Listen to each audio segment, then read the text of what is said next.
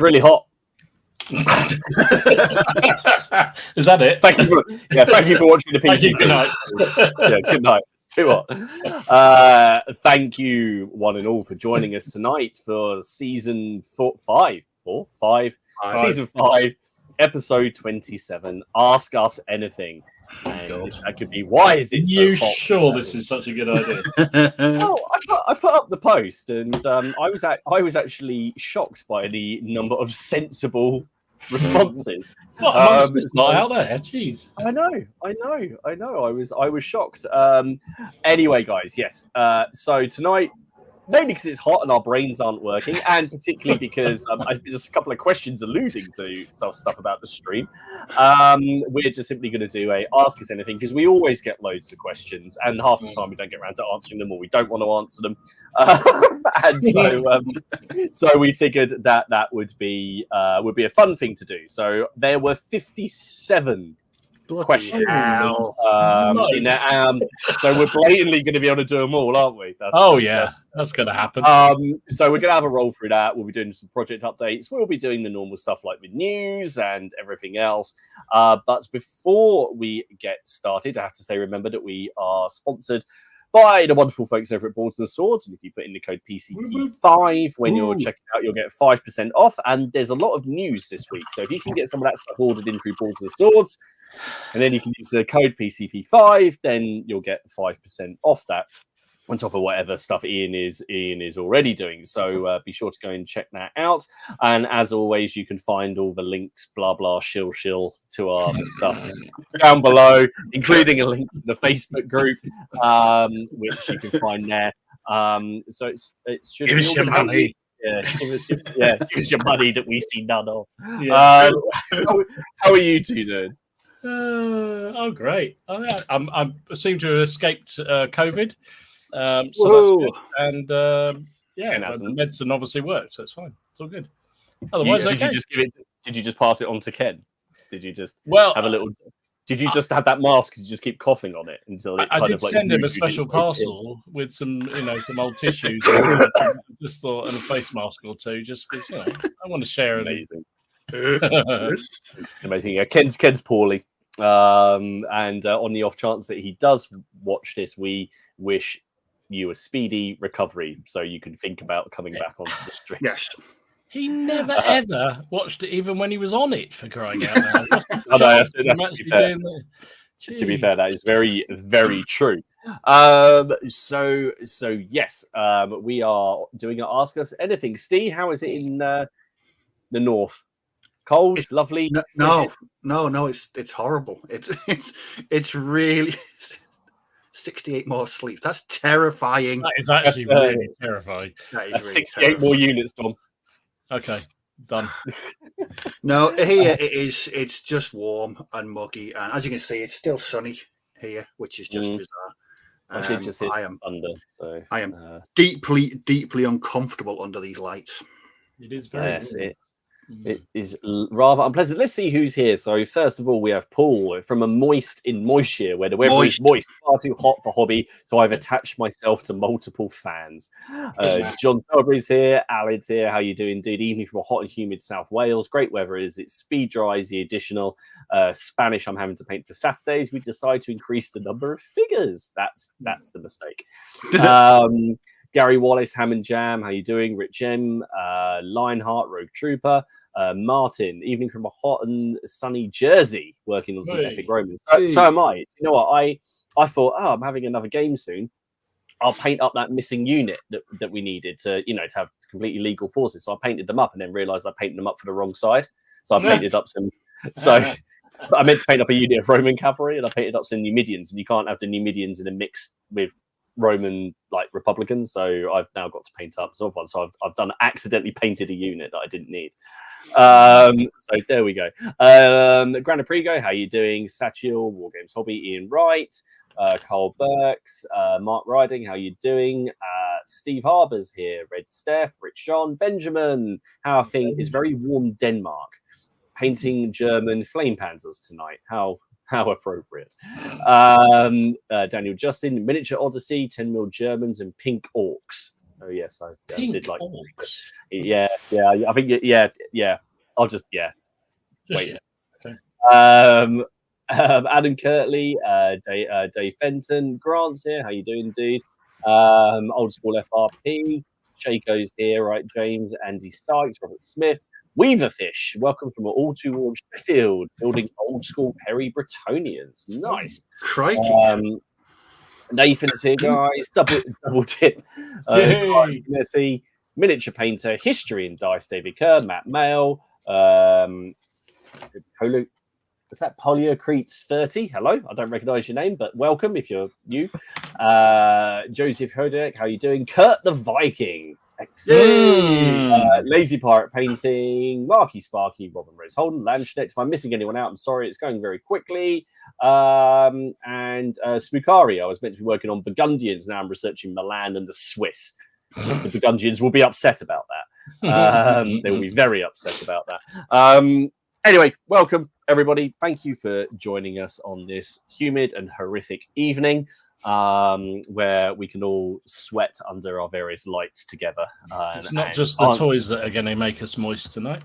No. And just in case, I'm testing a new microphone tonight, so hopefully it's coming through all right. But if there is any sound issues, just let me know, because originally it told me the level was really high, so I turned it down just in case I was going to do a bit of a motorhead and like blow some speakers with my horrific voice. Oh god, we're outside digging today, and I'm very well. I wasn't even digging that much. I was digging for like 2 hours, and it was just hot. And then we left, and now it's hot. What a day to be outdoors. Yeah, no. Well, what a day to have multiple car issues where you then got to take a van to the garage and then walk the 2.5 miles back. I just wasn't very happy. Right then, before we get started on the updates and however many armies Dom has painted this week, we should probably finish off the OPC stuff that we didn't finish last week, which I believe... Don't use one then. Just don't use it. Sorry. That's where the point where it just where the paint dries as the drop is coming out. But Dom, yes. So Dom was into overtime last week. So the OPCs, I think we still got a few. So we have. I've forgotten. Was it artillery? It is artillery. Was the theme of OPC 28. So reminder for those who aren't familiar, I'm sure you all are by now, that this is the fun competition, not competition, the fun challenge for everybody on the Facebook page and in the community wider to work on various units each month through the year to build up a complete army. So it's got rather out of hand because now we have to run it over 2 weeks because it's like its own episode. I think when the final OPC comes in and it's the army showcase, we actually have to dedicate an entire show. We will. Absolutely. To it and make them come on it and all. Make them come on it. Oh god. So as you say, it was artillery was the theme. So we got through most of them, but I think there's about 8 more to go. So let's have a quick delve into these. So this was Steve's shaven. Oh god, look at me! Shaven lightning gun on shaven, not shaven. Shaven, not shaven. It's been shaven. Can't you see? That was my attempt at humour. But never mind. Deary me. Skaven, lightning thingy, whatever. Yeah, weird shit. It looks very good though. It's very cool. Very cool. Skaven, I haven't put this in the news because there were too many pictures, but Skaven has had loads of new models announced as well. So, I'll probably see some of those coming around. Very exciting. Richard said his Sassanid Persian army didn't really have any artillery, so he thought we'd do some bowmen. Which I thought was never go wrong. They're lovely. They are very nice. I think when we showed one of his before, I just love this because it goes back to some of the really old Donald Featherstone books I used to get from the library where there was always a Sassanid Persian army in it. They always lost, but I just thought they looked awesome. Really good. Samuel has got some British foot guns. You've set them all off now. Shaven Skaven. Shaven, and then Paul Spittin said, "Is that a really niche magazine?" Probably. We won't get on. No, I'm not even going to say what came to mind there. Right. So that was Samuel's artillery, and then Sire G talking about Burgundians. Oh, nice. Yeah. I do I like that. I love it when people do them when they're laying the guns. I think that's awesome when people can do that, and they keep on meaning to have a go, and then I just don't. But they are lovely. I really like that. Really nice. This is Stevens. I mean, I'm not entirely sure what those. Iron-Weld Great Cannon, apparently. There you go. Yeah, they're the Cities of Sigmar stuff. I really like those models. I really do. They're really cool. That's very nice. I'm not sure health and safety would agree with him drinking when he's about to set off that thing. But anyway, yeah. Just saying. Tony has been continuing with his Austrian Napoleonics. Nice. Look at those. Of course he has. He's just lovely. Obsessed. I do like them too. Really nice. No, I do not need an Austrian army in my life. Tony Phillips was doing Brunswick artillery. Now look at that. I just love those. Oh, they're lovely. And I know it's new, but I do love how much the buttons stand out. That makes me it really does look nice. Hands up if you're button counting right now. Yeah, that is awesome. Just so difficult to make that come out so well. As you say, the buttons and all the color, the black color, just amazing. And then Warren, who is heavily involved in this whole OPC thing. I mean, apparently this is giants fighting for the Church of Wrath. I think Mark has won, saving Shaden's game. I mean, what the heck is going on there? But I mean, I don't know, but I'm here for it. It's ace. Amazing. So there you go. So that is OPC 28 finished off. Lovely. So current month is it is support units. Oh yeah, medic, camp followers type thing. So if you want to do that, just paint up your submission, put it on the Facebook page. If you're not a member, there's a link down below, and use the hashtag OPC29 if you wish to participate. There you go. Lovely.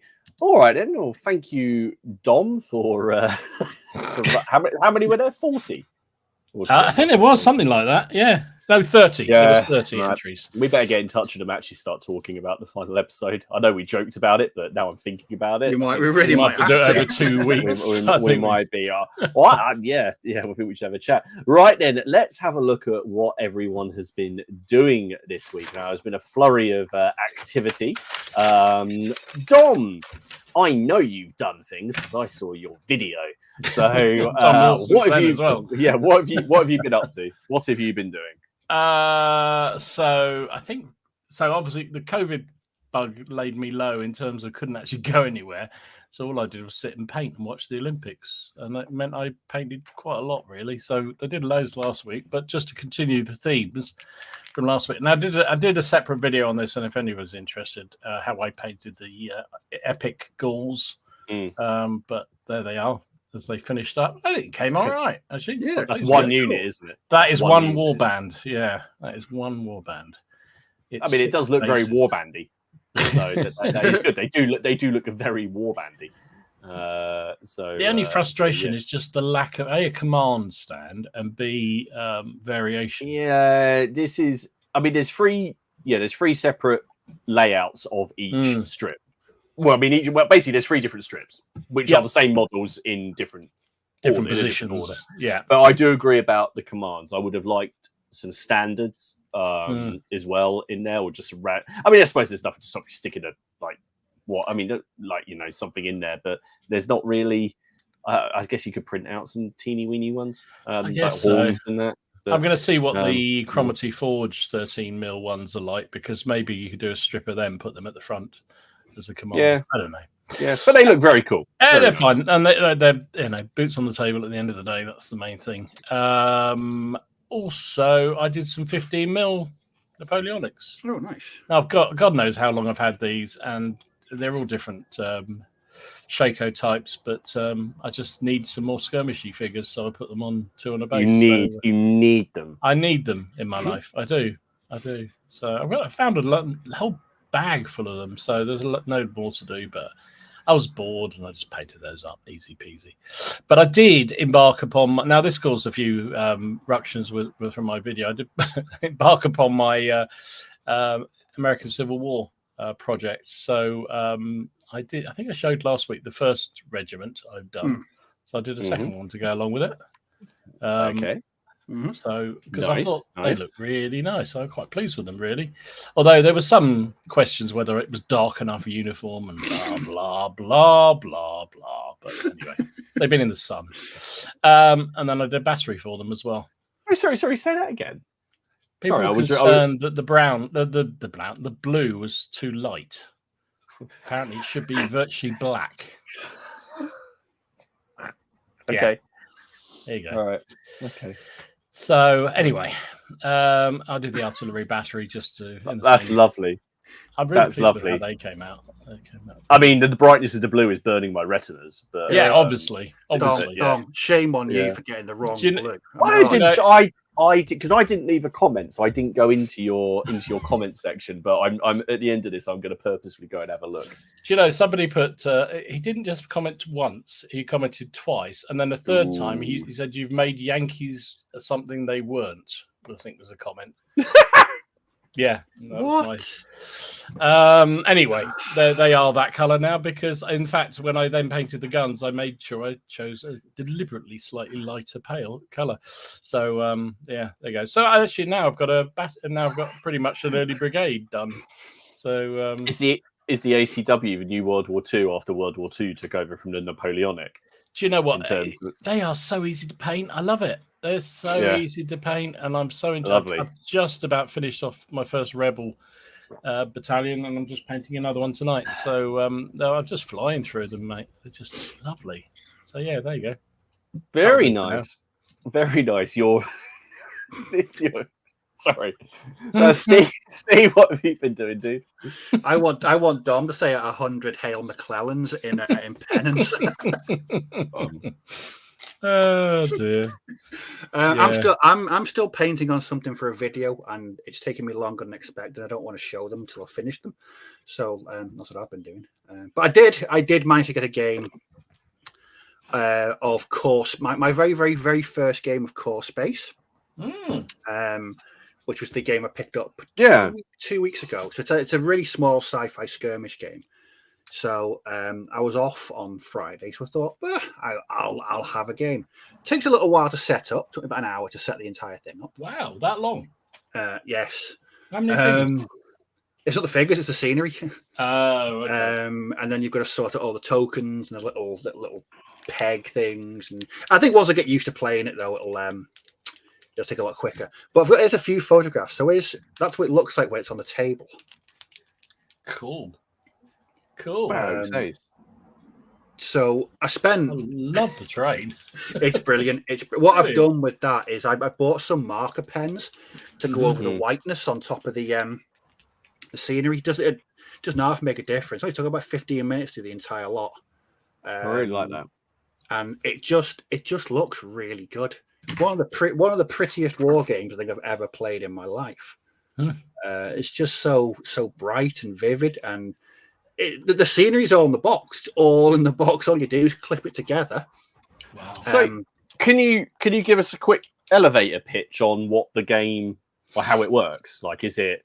Yeah. Why should I be playing this? Essentially, it's set about 3,500 years in the future, and you have a crew of what are called traders, and they go into spaceships. Are they traders of the rogue variety? Yes. Sorry. Yeah, and so you have your crew, but the missions are so you may have a crew of 4, but some missions only allowed to take 2 or 3. So you got to decide who you're going to take. You start off with really basic weapons. The actual character presentation is so cool. It's on a plastic block, and it's all push in and push out card for your different characters, and for your ammunition, your skill, and your health. You have different coloured pegs that go in it. It's just a really cool way of, rather than using pen and paper, you just use plastic pegs. So the aim of the game is you go into these spaceships, space stations, abandoned warehouses. There's a mission, but while you're in there, you salvage as well, and you actually put in there little crates, and you pop the tokens in the crates blind. So you don't know what's in there, and you go around. So it's a trade-off between salvaging, completing the mission, and then getting out of there, because the the bad guys, the Purge. They're AI driven. Right. I feel we need to post it. Sorry, I feel we need to post this. Daniel's just put earthquake, the joy of living in LA. Oh, no. Oh, lovely stuff. Let us know you're okay, Daniel. Yeah. Hope it didn't just post again. Yeah. I hope it didn't get in the way of your painting. Well, that's a cool. We're worried about being a bit warm, and I know. never even been earthquake. I know. We've never had a. I hope the Agrax was sealed. We've never had a lot. But seriously, yes, we hope it's okay. Yes. Okay. Yeah, the good thing about the game is, like I say, it's AI driven, and you have a hostility tracker, and it goes up and up. And the more time you spend in the space station, what have you, the threat goes up. And when the threat goes up, more bad things appear. He's fine. Good. And so what a clever part is as well is the first shot of every turn is registered on the hostility tracker. So firing your gun increases the hostility until it goes up. Sounds and up like 0-200, that kind of approach. It's very much, yeah. Yeah. I took a crew of 3, and they all got killed. Very, very messy. Sounds like 0-200. Yeah. But it was what I liked about it is the mechanics are fantastic. On the table, you have your own crew. You've got civilians, which are dice activated. Then you've got the Purge, and the greater the hostility, the more Purge show up. And then once you starting to get higher, it flips over and they go completely. So you get a lot more difficult. So it's one of those games where you can never really win. You can if you can get out. Right. So what I did, I spent too long fannying around trying to get decent salvage. Then there was an event card which reduced my crew to one action that turn instead of 2, which meant they were screwed. And then my escape plan went down the Swanee, and I was left at the end. This guy Roy Kirk was by himself behind a table with 2 shots left. You've got limited ammunition. Did he use one on himself? No, yeah, he took out 2 harvesters and then was gutted by an assassin. But it was a really, really good game. Played about an hour and a half. And it was a good sign. I rarely had to go back to the rule book. The rules are just once you've read the rules a couple of times, they just stick there. The combat mechanics are brilliant. The actions are great. Everything about it, it's just a bloody good. I really enjoyed it. So I'm looking forward to starting a proper solo campaign. Sounds fun. Cool. All right. Okay. I'm looking forward to see it. It's not something you could bring to the Tudor bar, is it? No, not unless you had an hour and a half to set it up. That's really down to you. Yeah, it's played on it's only played in a 20 by 20 mat. It's quite small, and it's just what I liked about it was how smooth the mechanics ran. It just reminded me, even though the figure count was low, it just sort of reminded me of Necromunda. But with the way it looks with the battle system scenery, it looks really smart. It is. I would definitely recommend it. It's such a cool game. Cool. Does look really good. All right. Okay, then we'll see what you've been working on at a future date. Yes, it's taken me longer than I expected, so they're going to be a part of a video in the coming weeks. Just before we move, Gregory asked what static did I use? I don't use any static actually, mate. So all the basing for all those Union troops was all done with the Vallejo mud. I think European mud, so that doesn't work either because it's North American. Anyway, I just use tufts. You know those cheap tub of tufts you can get from Amazon, the big one, really cheap. So I just took some of those out of there, and then a couple of Tajima, the flowery ones were from Tajima, which are lovely tufts, and just stick them in while the mud's still wet. That's the way I do it. There you go. I've got 14 boxes of Tajima 1 tufts over there. I've got quite a few down there too. Yeah, I went out to look at them. But the thing is, I put the other ones to the bottom, and then I use the top. And I go halfway down, and I found I got half a box of the ones that I just ordered.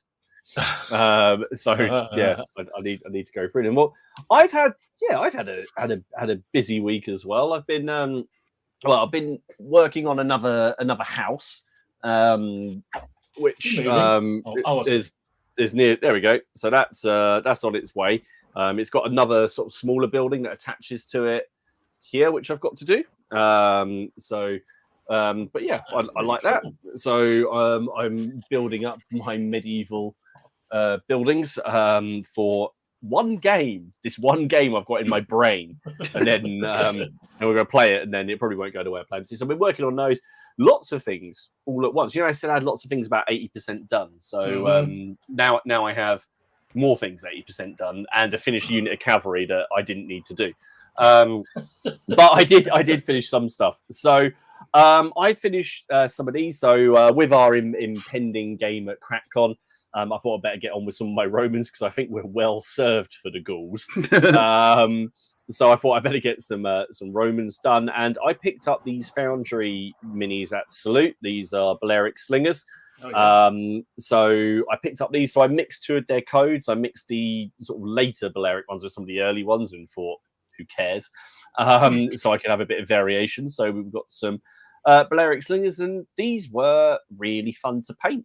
To be honest, they're dead simple, and I did the majority of these with those pens because I was testing them out. Oh, cool. The only thing I didn't use the pens for was the flesh because they annoyingly don't have a flesh color yet, although that's in the pipeline for the next release, I think. So I enjoyed doing these ones so much. I did another unit as well. So I've got two small units of. I mean, I guess I could put them together and call them a large unit, to be honest, because I always play 4 bases as large. So that'd be good. A large unit of slingers. Actually, that would be brutal. No.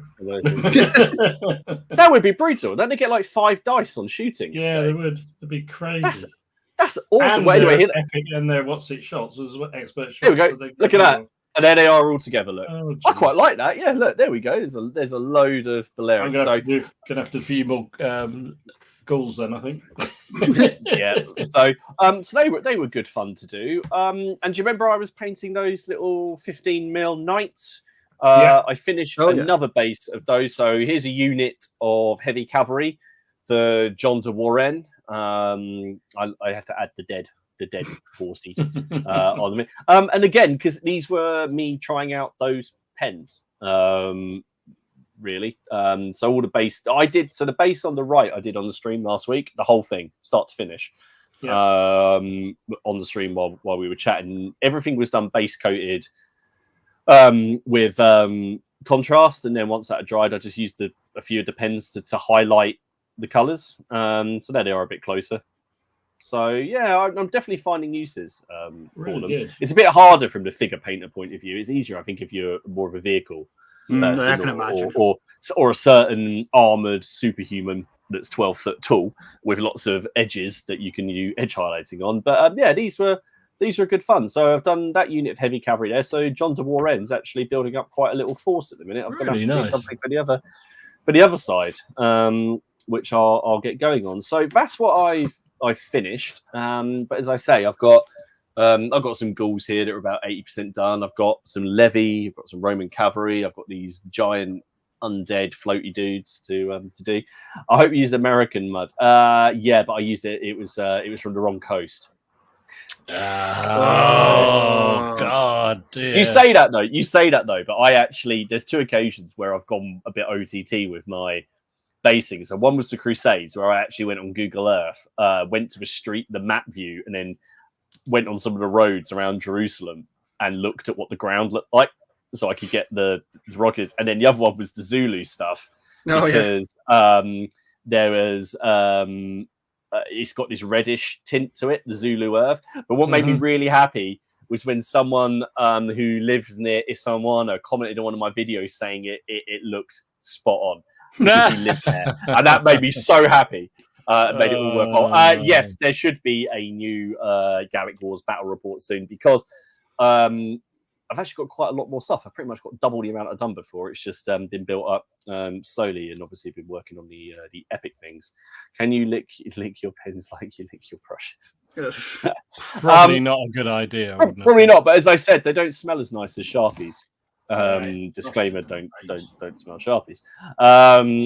Yeah, dude. But yeah, it was good. Yeah, no, there's no. I showed them to my friend today, and the first thing he did was huff them to see if there was any stuff. I think that's when I bought those markers last week to colour in that card scenery. The first thing I did was like, but yeah, there we go. I think it's just a natural thing that you do.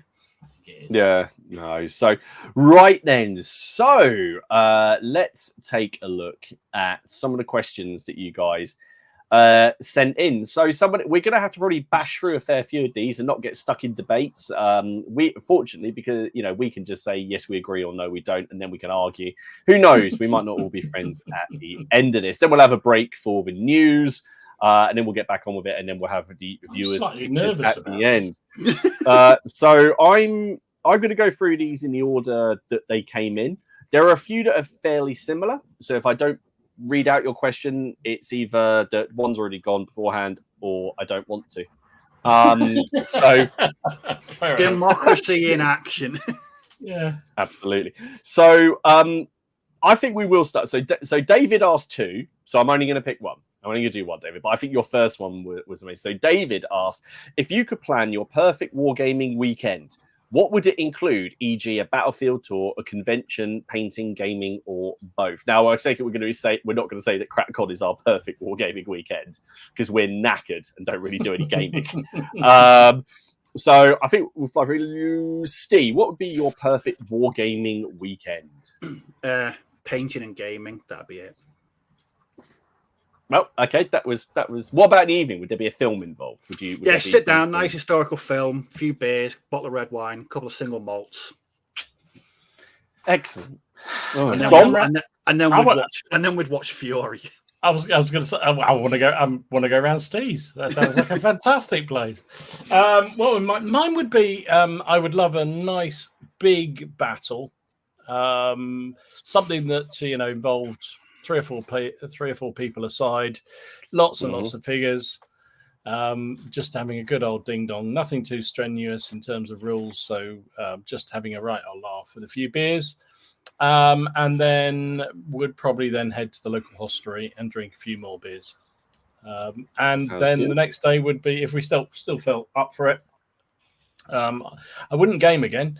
Because I think I'm getting too old for 2-day gaming, so I would, unless we had a something to finish off. But I think I'd probably then go to some museum or historical site or something like that, or a battlefield, and have a nice leisurely Sunday lunch. Yeah, I think I'm on the same sort of wavelength there. I think we all are, to be honest. I mean, I would say, Friday night, head to your Airbnb or the church that you've hired or whatever it is, and you're sleeping in the crypt. I don't know. And meet up, some light board games and beers and things, or RPG, whatever. A bit of a laugh. Then on the Saturday, play your big games. So for me, I'd probably say it's going to have to be something War of the Roses related. Tewkesbury, Barnet, Towton. But so I'd want to go away near the battlefield, and then on Sunday, go to the battlefield. Hopefully it's one of the battlefields where you've got a pub in the middle and you could have a nice Sunday, and then actually have a look around with people who are fairly interested and have a look around the battlefield. That would be fairly good. I'm sure that we could expand on that if needed, if we were given a little bit longer. And I think that's it. Yeah, David, weekend Battle of Gettysburg, Friends of General Haig. Surely a perfect weekend needs to include a curry. That's true. Maybe a curry, still a roast. Yeah. Okay. Yeah. Okay. And Andrew, who's come in with a bit of an. I think we've answered this before, so I think we'll just quick fire this one. If you could only ever play one system or era, which would you choose and why? So it doesn't have to just be system or era. So let's go with era, I think, because system, I think we know what everyone's going to say. Dom, if you could only play one era again, I would probably go Napoleonics. Yeah, I think that would probably be my thing. I'm going to say 20th century. Hedge my bets there. 20th century. Oh, okay. I mean, I would obviously go for Tiny Little Samurai. No, it'd be Wars of the Roses. It would be. Of course, it would be Wars of the Roses. Why? Because it's Ace. Excellent. Mike, what period would you really like to try or play, but just don't have the capacity or money or time? Ooh. See, I think right, okay. I'm at the stage in my hobbying, and I don't want this to sound like I want money bags, like later on. Where I don't really feel there's something that I don't have the capacity to play. It's whether or not I guess it's not. Yeah, I think it would always be down to time. I think the one that I am. See, I really want to do the Great Northern War, but I'm scared it will be like my Napoleonics, and it will be massive. Another War of the Roses, another Napoleonics. I don't know if I can quite face that. Have you got anything though that you wouldn't embark on because you know that possibly other people you play with regularly wouldn't be that bothered about doing?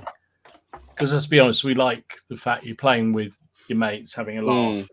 But if and I know most people are fairly accommodating, but it's something you'd love to do, but you just know that Robin or Miller or whoever wouldn't want to participate.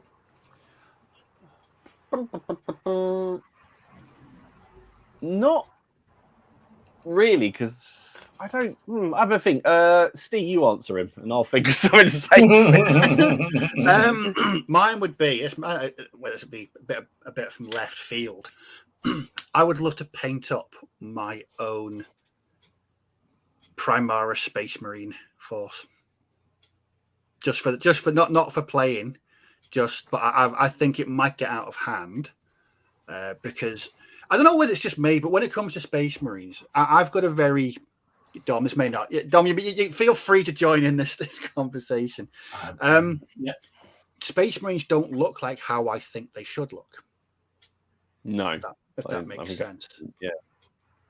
I'd probably say actually, yeah, I'd be tempted. I think people would play 40k, but I think or whatever 30k, and I've got stuff, but I think there's other stuff they'd rather play, if that makes sense. So I think that might be one of the hardest things to get people to do, maybe.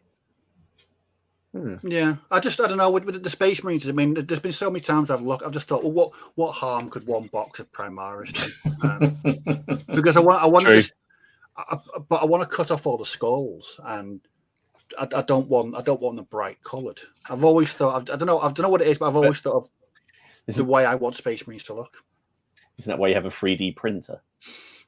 Well, yes, but the painting wise, there's a certain image in my brain.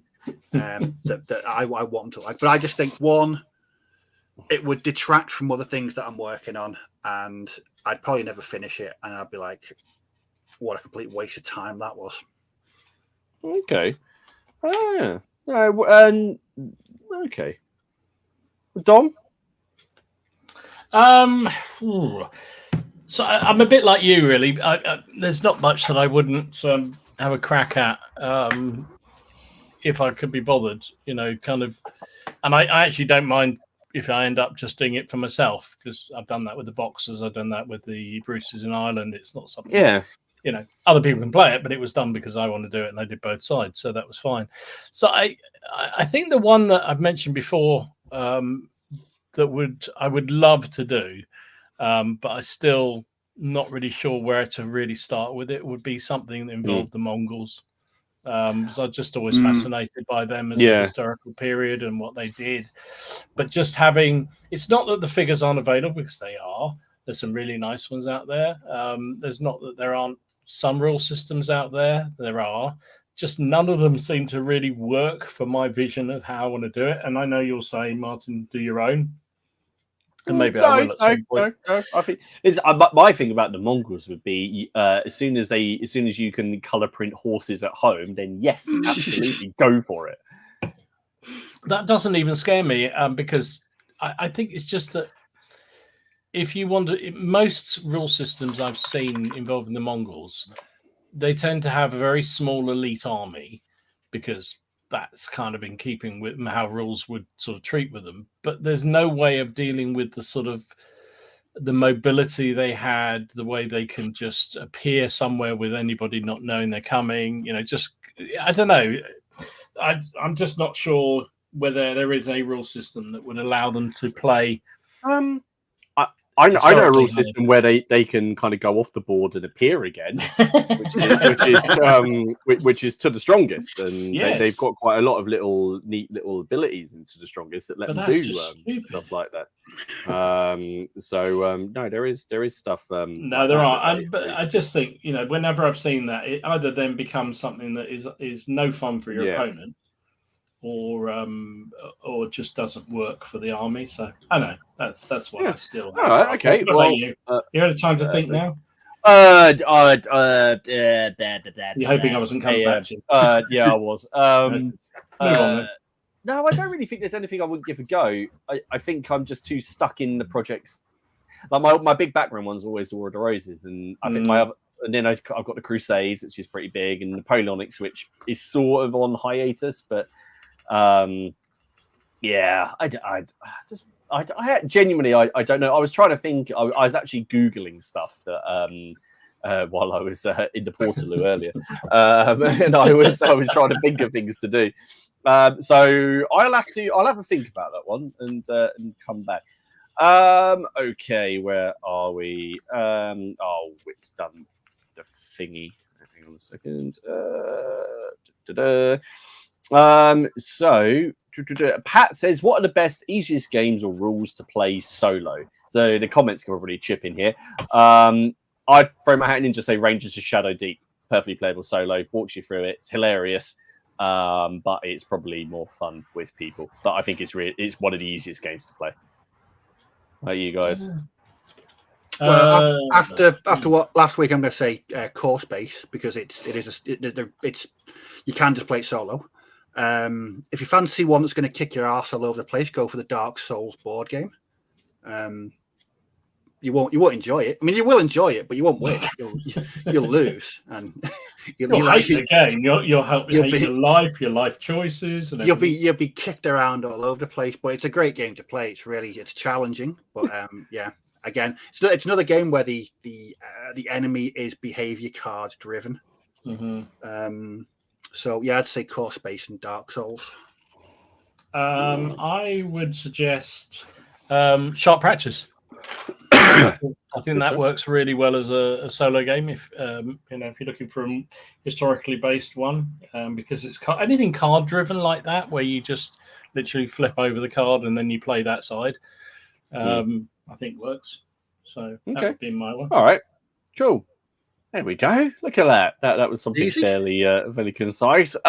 Matt, what would your dream army you have not yet built be? As someone who has been wargaming for 40 years in predominantly historicals, I would really love to do a large Doctor Who, Cybermen, or Daleks versus unit game in 20 mil that I can then cheat with my existing British Cold War army and my Stalingrad terrain.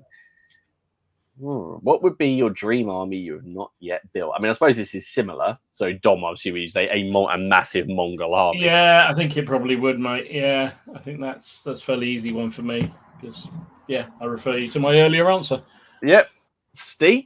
Is it the same thing as Space Marine Primaris? Yeah, possibly. Yeah, I think that would be. That's why I just want it. It'd be interesting to do. Whether I play with it's another thing altogether. But, mine, I would say, would be a large samurai army beyond just the like the Test of Honor sort of level games I played, but a massive, thousands of samurai, which are 28 millimeters, so I don't have to think about the horror of what, because I feel that. The type of armies that the samurai are, I think they need to be shown off. They need to be flamboyant. And it'd be like doing like Landscape. I like the colour in that. Others disagree, and we'll just do like those new 10 mil ones at War Games Atlantic. Go down and go, this one's red, this one's blue. But I like all the seeing all the knots in the armor and stuff. There is something visually very spectacular about those in 28 mil. Yeah. Well, that's what when we had that chat the other week, and we were surprised at how many people. How many systems people chose 28 mil for? Wars of the Roses, or medieval, Renaissance, all 28 mil. Okay. But it comes down to that whole discussion, doesn't it, about what people want, and it largely seems to be the spectacle. Yeah. Well, that kind of leads us on into the next question. So David decided to ask 4 questions. But I think the first one, the other ones are referring to Scotch eggs and weird beers. So maybe we'll answer those again another day if we have time. So, but I think fair enough. Well, actually, I'm going to do 2 because I actually there's one I actually want to see. I want to get the opinion on actually, and I quite like the opinion of the chat. But anyway, the first one was: do you think, given the relative and surprising success in the Yorkshire World Cup and the popularity of the Warlord epic scale, that gaming in larger scales with smaller miniatures is gaining in popularity relative to the old established 25, 28 mil scale in the hobby? What's your thought on it, Dom? Sorry, so larger games. Do you think playing large games with small miniatures is increasing in popularity compared to 28 mil? I don't honestly know. I mean, I guess Epic has opened up a lot of that to people who probably wouldn't have gone for bigger games in the past. So intrinsically, the answer must be yes, because it's obviously selling really well. Because Warlords keep doing it and adding more to their ranges. However, my only feedback on that one would be how many people are actually genuinely playing it. They buy it. They love the idea of it, but how many are doing it? I don't know. I still think the visual impact of 28 mil, and I still think skirmish games or smaller scale games are probably more popular. Yeah. Personally. Steve? Yeah. I think you're right. Yeah. It'd be interesting to ask the same question sort of 4 or 5 years. But I would say from what when I see sort of new games these days, they tend to be of the large skirmish variety, and a lot of them are weirdie games as well. So the likes of Turnip 28 or Forbidden Psalm or that Sludge game. So big weird skirmish games. I think there's so many companies going down that route. Like I said, it'd be interesting to ask the same question in 5 years. If it maintains the sort of the momentum or the traction that it has at the moment, or do people just go back to type and start playing 28 mil predominantly? Okay.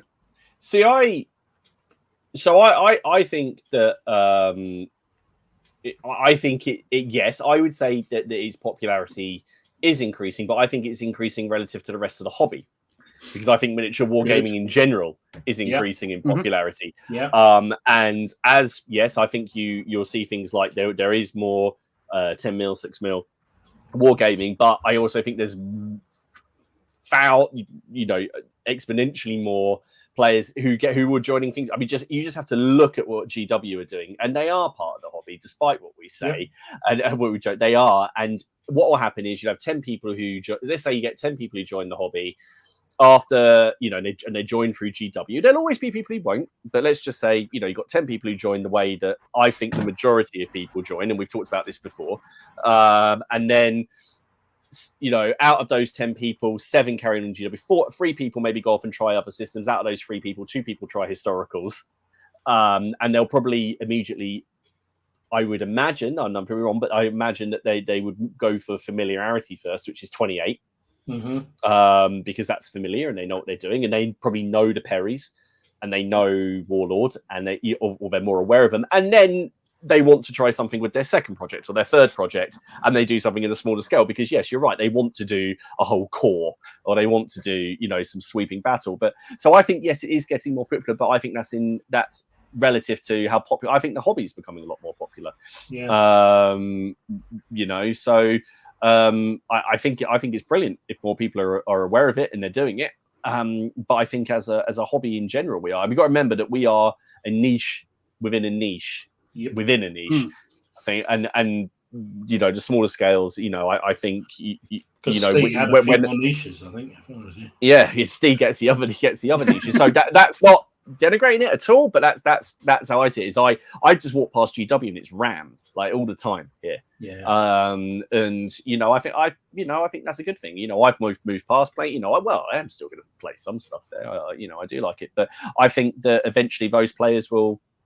We've talked about this before. Eventually, try out other systems. Out of those ones that try other systems, some of them will come into historicals, and then some of them will try out, large battles with tiny miniatures. I think the epic thing has made it easier for people to scratch that itch and try it out. But as you say, I don't know how many people actually play it. And I think we'll come on to. There's another question later about the actual miniatures themselves. Is that is a visual hobby, and once you start reducing the size of the miniature, you start sacrificing detail for scope, for size. You know, so which I don't think is a bad thing. It just depends what you're looking for. So his other question, which I am gonna ask, I know I've done one of the other ones, but I'd quite like to know very quickly. He said, and I guess this might be controversial. So I'm going to ask it.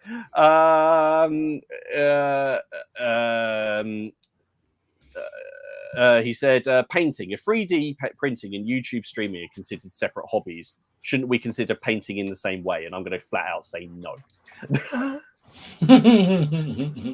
Because I think you've got to distinguish between say military modeling and figurine painting and painting for wargaming purposes. So model railway enthusiasts, a lot of them make their scenery, they make their layouts, they get really involved, but that's still part of their hobby. Otherwise it'd just be going around on a kitchen table, which there's nothing wrong with. But modeling and part of that is also part of their hobby. And painting is a big part of the hobby for a lot of people. I think once you start going into rounds of people who do just paint, then I would consider those painters, and it's a separate hobby for them. But I think if you're painting to wargame with them, then it's just part of the hobby. That would be my feeling. How about you guys? No, I'd agree. It's quite telling when I was doing those 135th Tamaya. I watched a couple of videos by a guy, and he's primarily a scale modeler, and he kept referring to people as the war gamers. So he was talking about different techniques for painting, and it was quite telling that he was referring to war gamers as gamers and painting as well. So war gamers that paint, if that makes sense. Yeah. No, I agree. I think I do believe. I think the old Yorkshire whatever diagram of where your interests lie. I think we all have that degree. There are people who only paint, and there's a lot of gamers who enjoy the painting. So I think you can't split them entirely. No, there's nothing wrong. But there's nothing wrong with wanting. Like you said, this was. I watched your thing the other week where I wasn't here. I can't remember what it was titled now. Steve's Week. I can't remember what it was now. Your hobby, your way, or do's and don'ts. Yeah. And there was very, very much, get them on the table. Yeah, if you want to play them. But then also, at the same time, don't feel pressured to get them on the table. You want to sit there and do the cuffs and you want those on there, then do it. It looks great. And I appreciate seeing them. David did come back and just say, I got to disagree on a spectacle. Personally, a huge number of smaller figures looks better on a well-apportioned table than less. It looks closer, but that's just subjective. That's absolutely. I agree that you might agree with that. I mean, I prefer seeing like a whole town and people running, in the streets, and I like seeing the people fleeing in the town. I like those little touches of detail. There's not saying you can't add detail, and there's some ace stuff that you can do with little command groups, but I think that the spectacle. I mean. It's perspective, isn't it? Yeah, if you're looking at core size or mass battle size battles, then for the average Joe, in terms of the space they've got, and if they're not going to hire out a whole hall to do it, smaller scale, 6 mils, 10 mils, whatever, work far better. And visually, they are stunning. I mean, don't get me wrong. I love when I lay out all my epic figures. Doing a big pike and shot game or something, and I love to lay them all out, and it looks like all those pictures you see from historical paintings of blocks of pikemen moving around, and it's amazing. However, I still prefer, personally, like you, the spectacle of the 28mm, even though the battle is a bit smaller. I don't. I have no illusions because of the periods I play, because it was a scrum. There were no neat lines in the medieval period. That's horseshit. That doesn't happen. They just kind of do this until someone wins. So it's very subjective. I had some thoughts on it based on the epic scale, which is after the games we played the other day, and I have played small games with small miniatures before. But it's only just now that I've managed to sort of put my thoughts about them in line, and I'll probably talk about this another time, another video, so I won't go about there. But no, that's a good question and something to think about.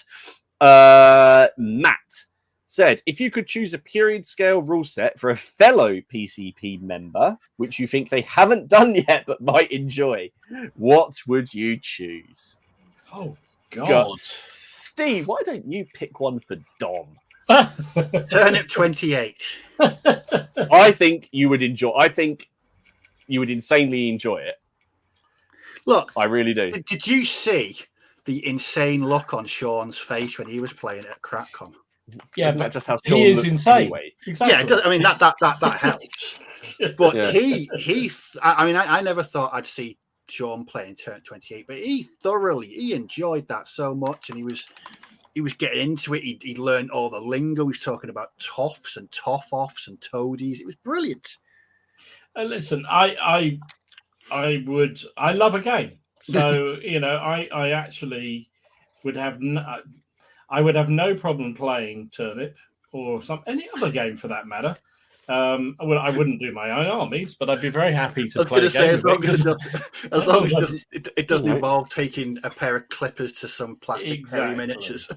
Because I love playing games, so I don't care really. For me, I don't play weird shit because nobody I game with regularly plays weird shit. And in fact, they all sort of actually actively dislike it. So that's why I don't do it, really. I don't know much about We're just on a tangent. You know, weird shit. So Term 28, Sludge, anything of that ilk.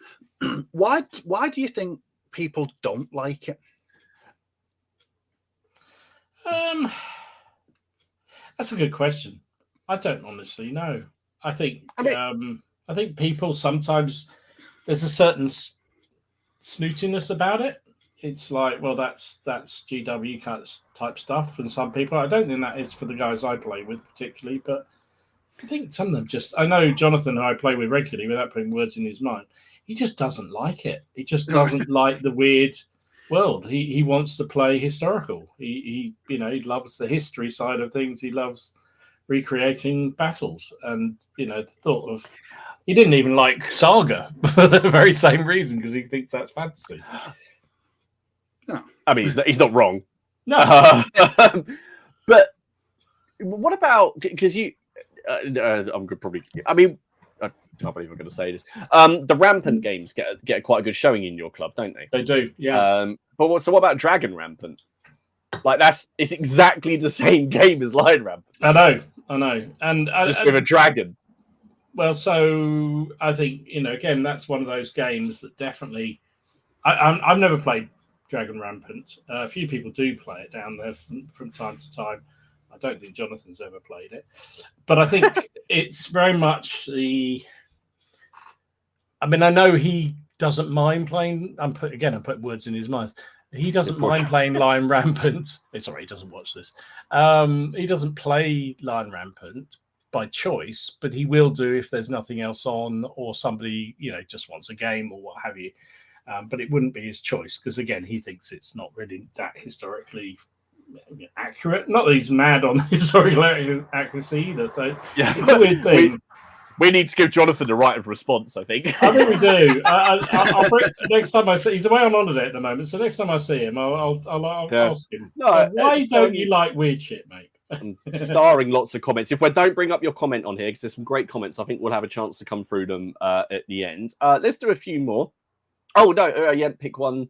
We didn't pick one for Steve. Dom, Steve, what Dom, what would you pick for Steve? Because because his question was period scale or rule set. So it's not so what rule set would you thrust upon Steve? That sounds a little bit. Sounds a bit. Steve, I'm going to hold him down and make him read these rules. Do you know? I'd love to see Steve have a good game of Black Powder. I mean, nothing more simple than that. I think you'd really enjoy it. I think taking and playing a bit of it, I think you'd actually really quite enjoy it. Well, that's my plan for my epic ACW. Once they're all done, I'll be playing Black Powder with that. As long as it be ACW, I think. No, he's got it. Biblical DBM. I think I would, if it was Black Powder Napoleonics, I think I'd struggle to find any sort of interest. I wouldn't. No, GDA will give you GDA. If it was ACW or something, just Napoleonics, just. Is that just because that period just leaves you cold? I said it before, and I don't mean to insult anyone, but I find it so not. I just find it so uninteresting. I think everything about it, it bores me rigid. So having to game it for 3-4 hours, I think I'd get distracted by shiny things and wander off. I don't know what it is. It's well, never. You heard it here first. I'd deal with any kind of weird shit that he threw at me, but he won't play with my Napoleonics. No, I would. I'd play Black Powder. Just with Napoleonics, there's just something about it. It's just so. No, I hear what you're saying, mate. If something does absolutely nothing for you, there's no point. There is no point trying it. I'm probably going to regret asking this, but what would you guys pick for me? What scale, rule set, or chain of command? Okay.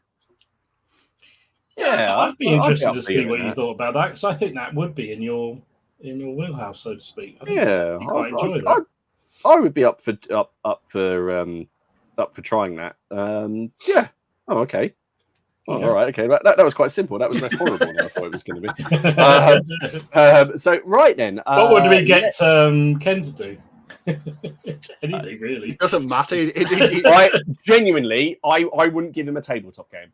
I would want Ken to play a proper table. I would want to just GoPro him playing a tabletop RPG, because I think it would be hilarious. Like just Ken as as his character, as his cleric. He would literally have a meltdown, wouldn't he? Because I just know, because you just know what he'd be doing. Like we've been always stuck in town while he's returning goods because it was apparently faulty. We'd never get on with the mission, and you know that if we did get on the mission, as soon as he found something, he'd be that one who goes, "I'm going back to the town. I want to buy a potion," and he'd come back, or he'd test drive a horse, and then or you get unlimited mileage out of it, or whatever I just think it would be. He'd also be the one that would sell us down the river. You'd be another party was heading down the thing, and some monster came up and said, getting Ken to stick to a game would be a result. Yeah, that would be a result. John, the new Wargames Atlantic Samurai for Martin. Nope. Nope. Do you know what? I looked at those because there's a bunch of people who put up the spruce, and I think they look very nice. I think they look ace. I'll do them at 28. So I think like that. Yeah. So anyway, Cyberpunk. I see. I really want to do an RPG with guys here. Anyway, right. We'll do one more. That's one thing I'd love to do that I've not done for years. Would be a good Cyberpunk RPG. Cyberpunk. Have you seen the new Mork book? No. It's on Kickstarter. Oh, it's Mork. It's essentially Valhalla. It's like Ragnarok. So you go for there, but so Nick put this one up. So this is a good one, something to think about. And then we'll go to the news. So always the optimist. How long do you think you can keep the stream going? As it must be becoming harder to come up with a topic every week. Do you know? Funny enough, and. Honestly, I can honestly say without a fear of, we've done 5 series, 5 seasons of this. So that's 5 years. This is where we break up. And thankfully, guys, I've had enough. That's it. No, I genuinely, I think there was a phase where I don't know what you guys felt, but there was a definite phase, probably around the 2nd year, where I thought, I think we've done it. This is enough. I genuinely enjoy this so much. I don't really, even if I think we've said it before, even if there was nobody watching, I'd probably still do it. Well, we still do it, yeah. That's what I was. That was my response. Would be, I would still just do a group hangout and paint. Yeah, I would happily do that. The only difference is we turn the camera on and we answer questions and we do a bit of wargaming news, and occasionally we'll get guests on. I think the thing that keeps it going is a lot of the topics are suggested by the community. Obviously we redo topics sometimes, and it's a bit like tonight. I couldn't really think of one, there was a couple in my mind. I had a couple of knocking around, and I thought, well, we kind of done those. So I just thought, well, again, just ask us anything. It's the same, or we don't have to do anything. Yeah, just because all wargamers that I know chat absolute bollocks. Yeah. Every wargamer I know chats crap. All right. And we are really good about it. And the reason we're good about it is we're all very, very passionate about at least one subject. We can go on about it for a long, long time. So there'll always be it. But it, you know, and I know it sounds a bit, look at, you know, but the chat is always ace. What you guys are going on about in there. And there's always things to find out about. There's new war games to go find out about. There's cool stuff. There's some drama to get our teeth into, you know, or like, I don't mean in the PCP, I mean in the wargaming world. You know, so, but Robin kind of hit it on the head here. No topic is fine. You don't have a subject when you go to the pub with mates. It's very, very true. Shaco said, "Don't you dare stop. You should be nationalized as a Monday night source of entertainment and community." Absolutely. Will has sent Dom breakdancing. I can do that kangaroo one. I can do that. Oh God! Or have you seen the person? I mean, well, actually, no. I'll tell you that afterwards. Actually, that's not the pole vaulter. I've seen that. Haley saw that as well. I bet she did. Yeah. Anyway, but no, we're not going anywhere. No. That's not. That's no. I mean, we just have a laugh, and while you guys are here watching us, brilliant. And then, thank you for everyone who turns up. If you don't turn up, we just won't broadcast. It will just be us sitting around painting and chatting crap. I did see some questions similar along the lines of, you know, do you something about you always amazed how it's got to where it has, and the answer is yes. I mean, it just is just extraordinary. From you know, Ken sending me a message all those years ago during COVID saying, "Oh, we should meet up and do something," and then to this, where you got 156 of you nutcases watching this on a Monday night when it's frigging hot outside. It's crazy. So you know, we'll keep doing it. Do you know what I like as well is that from the early days, the community has grown, the viewership has grown, the Facebook group has grown. CrackCon happened. That was a joke to start with. That was actually a joke. But it's the fact that people have made friends and met up with people, and they game regularly with them. Yeah. And as the community's grown, I'm always amazed by how there's no toxicity. I mean, there is a danger sometimes with like online communities that, you know, as it grows and grows, it can, you know, get unwieldy. It's never felt like that with the PCP ever. No. It's just always been. The growth's been very organic. It hasn't gone. It's amazing how many people we've got, but it's not been, say, a sharp. It's probably because of Dom's questions, actually, but there's never been a sharp sort of, you know, we haven't had like an influx of, you know, say hundreds of people all at once. It's a very gradual, you know, we get sort of, I don't know, maybe like, you know, 10, 15 people a week kind of thing, you know, and it very organically grows, you know, and I think that makes it a lot more manageable. And I think it's so. Well, there we go. That was the deep question. We'll find something less deep in a minute we can eye about. Let's do some news.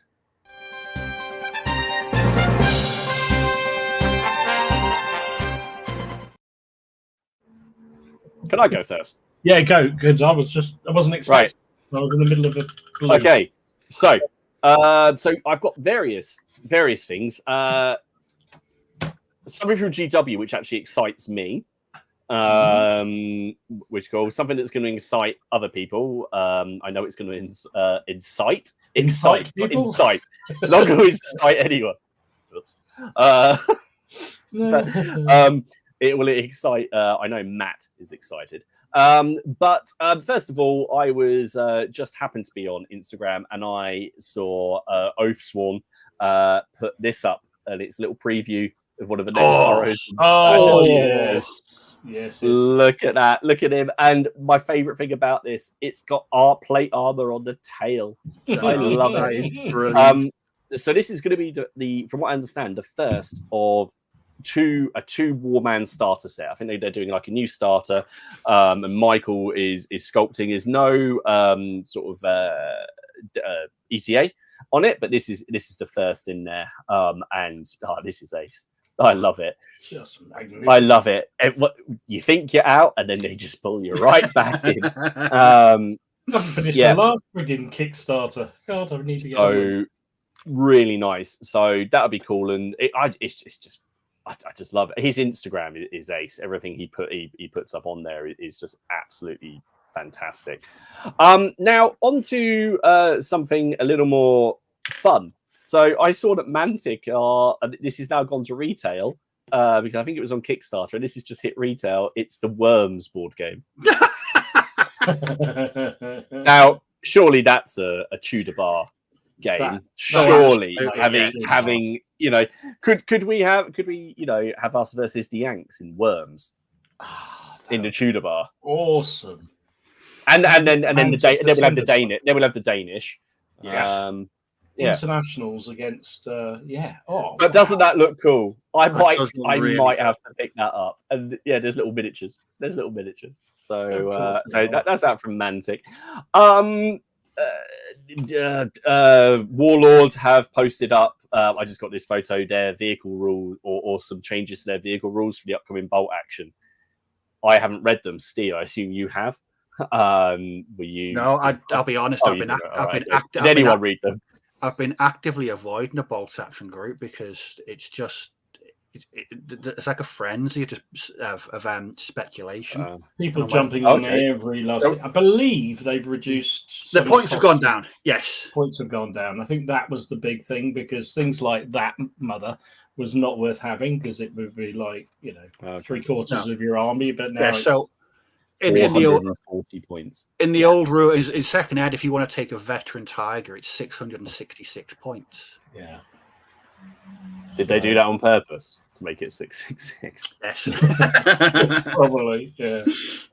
So I think that's the main difference there, and I think also self-propelled guns or something come down in price or something. But so it's mainly points changes. Yeah. Well, there's a lot of different changes from what I've seen. Especially with them.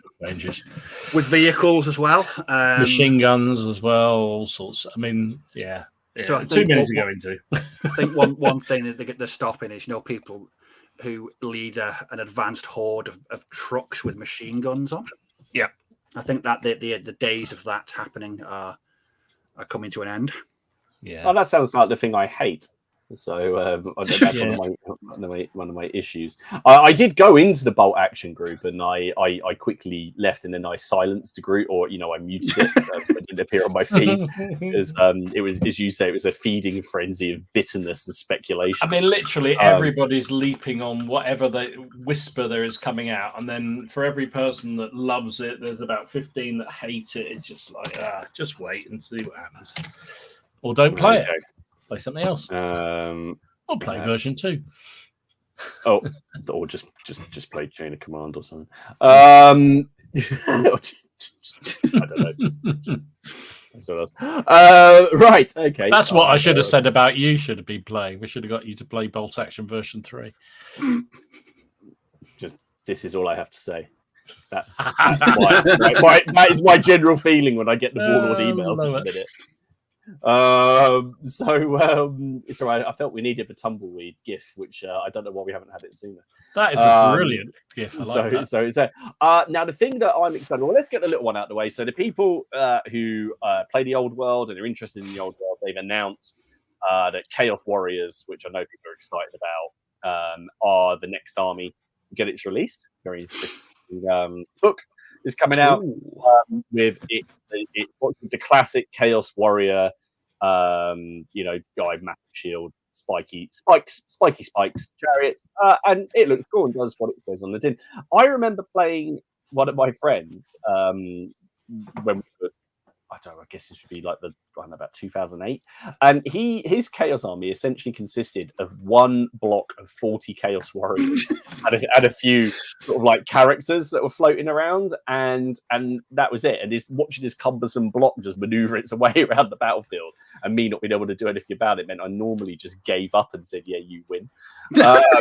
So that's on the way, and I know there's a lot of excitement in the old world community about that.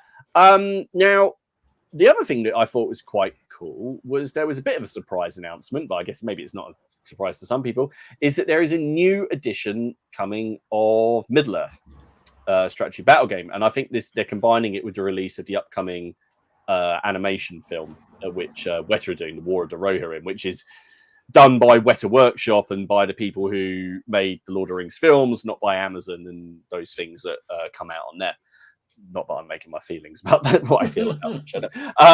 But so, which is cool. Anyway, that's very cool. But they're actually now one of their supplements that they're coming on to next is actually one of the periods in the Lord of the Rings story that I'm the most interested in and that I really enjoy reading about, which is it's called The Rise of Angmar. But it's all to do with the Witch King when he's essentially laying waste to the northern kingdoms of man. And they've announced like a whole bunch. I don't know whether all of these are new sculpts, but either these are re-releases of sculpts. But I think they've had more things announced for this in the last sort of week than they've had in the last year. So there's some sort of rather unique looking werewolves, which are kind of funky. These trolls, quite like those. I know Steve. Yeah. See, this is like we're talking about Lord of the Rings, and Steve's like, no, don't care. It's like there's this chap I thought was this is I can't remember what is this. This is the like I don't know, I can't remember what he is now. I think he's like Sion the Witch King. And then they've just gone all out brute, which I quite like. I mean, I assume these are not going to be plastics, and these will be the what you call it, the resin stuff. So Forge World, I imagine. Yeah. So. But who knows? If we got a new starter set coming, maybe they will be in plastic. I watch those. I look at that and I think, you know what? I really would like to play that. Then I watch somebody playing a game of it, and I just think, nah. just the gameplays. I know, people love it and what have you, but I just look at it. No, there is a Glorfindel. There's already a Glorfindel, so you could do him versus the Witch King. Yeah, everyone always forgets Glorfindel. He's the coolest character. Yes, he's an elf that killed a Balrog that was then so cool that he was sent back to carry on being cool, which is essentially his story. But yeah, so Dom, what have you seen? What have I seen? Flags of War, Ian has put out a whole load of new flags for the 7 Years' War. So there's a bunch of them up there if you want to go. He apologized, he hadn't done them for ages, and so he got his finger out and did them. So there's about a dozen, I think, from what I remember. Something like that up there. So if 7 Year War is your thing, there is a load of flags to go and have a look at. Cool. Also, Eagle Miniatures. They've been working on, or he's been working on his American Civil War figures. So there's a new range of them coming out. So there's some infantry, different infantry, one with beard, one without, by the look of it. Nice. Some commanders, some foot officers. I think I can't remember which are which, to be absolutely honest. It won't matter when I've put the wrong blue on them anyway. So there you go, some sharpshooters by the look of it. So lots of them coming out, which is really good, really nice to see. And I want to like Eagle more than I do, and I know you've got some, Martin, you love them, but I just find them just a tad small. But I've got a cannon. I've just got a cannon. Oh, just a cannon. That's all I've got. I just got a cannon and crew for the French Indian War. That's right. Yeah. So that was all cool. So lots of them coming out. He's done a lot of new figures recently. But also we talked about samurais. So some new Fireforge characters. Ooh. Samurai. 28 mils, Martin. There you go. These are in a sensible scale. Are these plastic or are these resin? Are these like the resin ones that they did for the Varangian Guard? Which I hope not, because I know how much you love them. I'm not entirely sure, to be honest. I don't know if somebody could tell us in chat. I picked up that bit. I didn't actually see that, so I don't know. Hopefully, they may well be a box set of characters, possibly. Yeah, because you've got a mounted and dismounted men there. So, yeah. Anyway, so there you go. I can't even remember where this came from. It's a mountain gun. A mountain gun. I have no idea where that came from. Oh God, who did that? Shoot. It looks very lonely. It's a mountain gun. it was done in different, so it's suitable for different periods. So it's Napoleonics and ACW and all sorts of things, but it's no good because I can't remember who it's from. So forget that. Usually I write a little note when I upload them, and I just put mounting gun with that one, which that was frigging nuisance, wasn't it? I thought. It is what it's. I mean, you did what it said in the tin, I suppose. Yeah. Oh, apparently it's a new mount. It's from Eagle again. There you go. So there. Thank you. So the other things I saw, which I love the look at these. So they're already starting to bring on some new epic Punic War stuff, variations. So have you seen these new elephant heads? Yeah, I did. Yes, I did see the elephant heads. I thought they were good. They were. They look like quite awesome. Good. So I assume this is in their resin, and these are just like a little conversion kit. Exactly. Yeah, exactly. So you got the elephant heads there. You get 3 for £10, which seems a little steep, but there you go. Although what really peed me off, because I thought I'll buy a pack of those. I haven't even started my elephants yet. So I'd love to have the one with cuddling a Roman there. But if you buy from Warlords, which is the only place you can buy these at the moment, the postage, minimum postage, is £5. So you end up £10 and then £5. It's ridiculous. I mean, 10 quid. I mean, I suppose you're only going to buy it once, and you'd only buy it once, wouldn't you? And you'd have some different Nelly heads in there as a bit of a treat. I mean, I've spent more on less, I suppose. Yeah, I don't mind that. So I begrudge paying 15 by the time you play postage, but there you go. And then the baggage train looks really neat as well. For some of your scenario games, that'll be really cool. And they've also got a ruin set, ruin temple, some Greek ruins, which should be Greek ruins in a Roman game. Do you know, right? That's something that actually I can't seem to bring myself to do, is have ruins on a medieval. I don't know why. I don't want the ruin. Like, I'm kind of like, I'm happy to have ruin. Like, I just can't bring myself. I was like, sorry, I'll be fine with a ruined castle, but or you know, if it's a town, but I just don't like having random ruins. Like, I don't know why. I know what you mean. I saw that, and my immediate thought was, you can go down to the garden centre where they got an aquarium place, and you can pick one of those up for virtually nothing. Anyway, there you go. Or you can go to the range. People who do cake decorations. Oh, that's another one. Yeah, good idea. Yeah, nice. Edible terrain. It's edible terrain. And finally, I'm going to put this up, but I don't really know anything about it. So again, so Conflict 47 announced, but they've got another new writer, William King. Oh yeah, Bill King. Joining. Yeah, so joining the new team to develop Conflict 47. So that's the second or third new person come in to work on the new version of this. Well, it looks like Andy Chambers is going to be sort of lead developer. But crikey, I've not heard anything from Bill King for years. Absolutely years. Do we know when they're planning on starting, or is this going to be a case of like George R.R. Martin, that we know they're going to do it, but it's just never going to appear? Yeah. I mean, does that suggest then they're going to overhaul the entire fluff? Well, I can't imagine that somebody coming in to take charge of the system is going to say, "Oh, we'll just, tinker around the edges." They're going to want to rip the whole guts out and redo it, aren't they? Well, yeah. Is it not the game? Well, but then Conflict is only really bolt action version 1.5, isn't it? Something like that. Yeah, That's really all it is. Well, so yeah. Well, no, just remember it's bolt action, but fun. Yeah. But fun.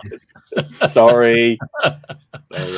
Yeah. I think maybe I just had excess beer still in me at that point. Oh, there is something else. Ragged Staff Miniatures has had a massive restock, and there's plenty available. Oh, there you go. The string. It's on my channel. I can do it. All right. Okay. It is your channel. We'll let you. All right. Yeah. No. It's it's all good. But I should have something to show off in a couple of weeks, hopefully, nice. which will be fun. It's been fairly newsworthy this week. Yeah, lots of stuff. We're getting through it. Should we go with some other questions? Yeah. Right. Well, we've had this one before, but it's always funny, and I guess it kind of changes a little bit. So David asked, if you had to give up the hobby for whatever reason, eyesight, ill health, house fire, zombie apocalypse, or an asteroid, or an earthquake, what would you spend your time doing?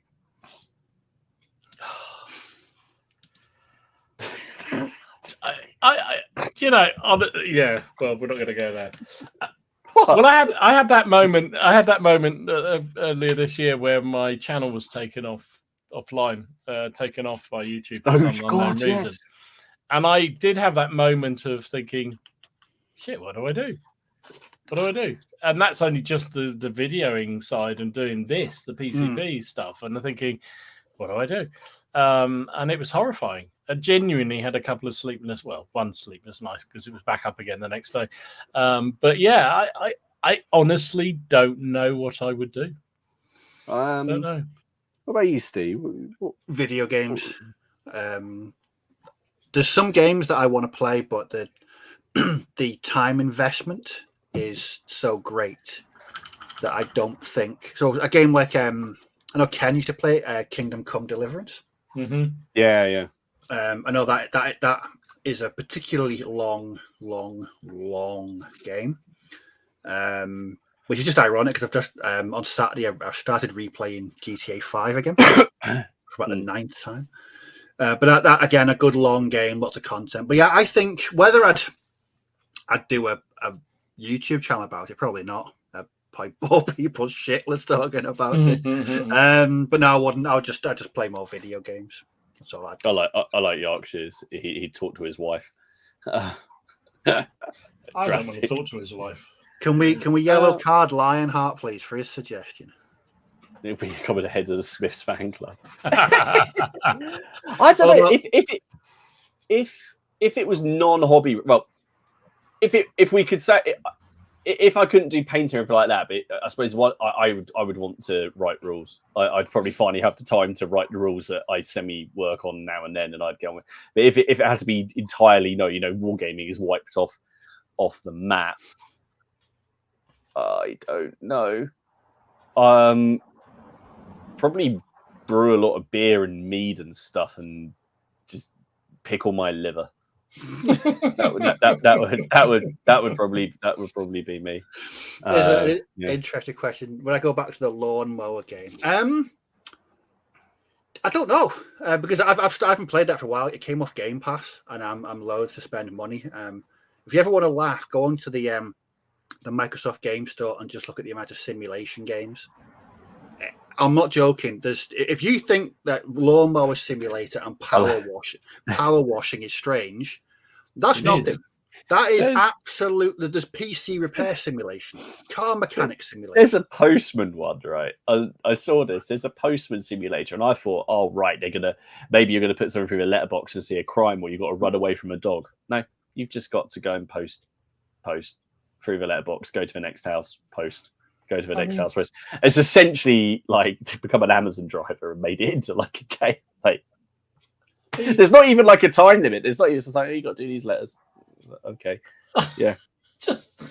Although Jason did, I think Jason made a good recommendation. Is Sniper Elite? Oh, the Sniper Elite games. Oh, there's nothing better than blowing some bloke's pods off in slow motion in gory 3D. It's just awful looking. I mean, it's quite satisfying, but grim at the same time. The Sniper Elite games are fantastic. Yeah, I've got a couple of those. Really? I might go back to doing computer games. You convinced me. Yeah. Yeah.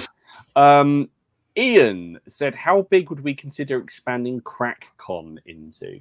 It's funny because so we have talked about this before, haven't we? And I think we decided that and the others can cut me off here if I'm putting words in their mouths. We decided we want to take over the world. No, but essentially we're happy with. I mean, we've got more people coming to CrackCon this year, well, assuming they turn up, than we've ever had. And so I think we're nearing the 75, 80. Basically, we're at capacity. Like you can't have any more in the shop. And for the type of event that CrackCon is, which is a gaming day, but with a meet up on the Friday, a gaming day, and then kind of like a meet up on the Saturday night, that's the right size. We have talked about maybe seeing if we can participate in maybe some other larger potential conventions and have like a PCP related thing going on. Obviously, there's nothing to stop us trying to do a larger event, but our full-time job is not doing conferences and running events, so I think that's struggle. Yes, that would be the thing. I think doing we did do CrackCon twice in 1 year, and it nearly ended us. And we didn't talk to each other for a good few weeks afterwards. I think we're kind of just happy with where it is, and it very much fits the ethos of the podcast and the group, really, isn't it? It's a bit more laid back, and I think that's what I've said about CrackCon is it doesn't feel, it just feels like a bunch of mates getting together to play games all day. It doesn't feel like we've got masses and masses of strangers showing up and having that really impersonal. Strange people. There's strange people. There's strange people. And there's definitely strange people. But no, it's even mostly from the first one.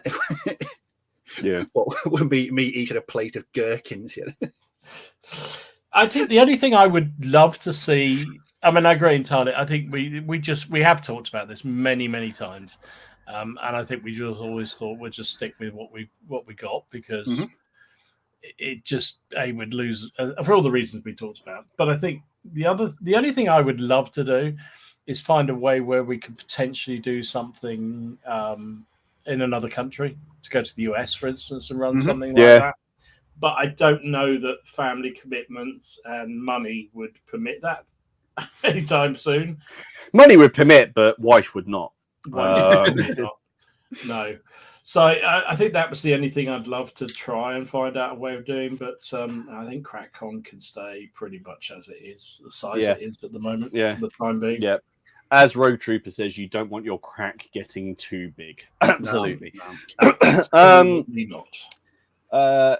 Sean asked, what is that one as yet undiscovered era of history from Wargaming that could be the next big thing? I think we should.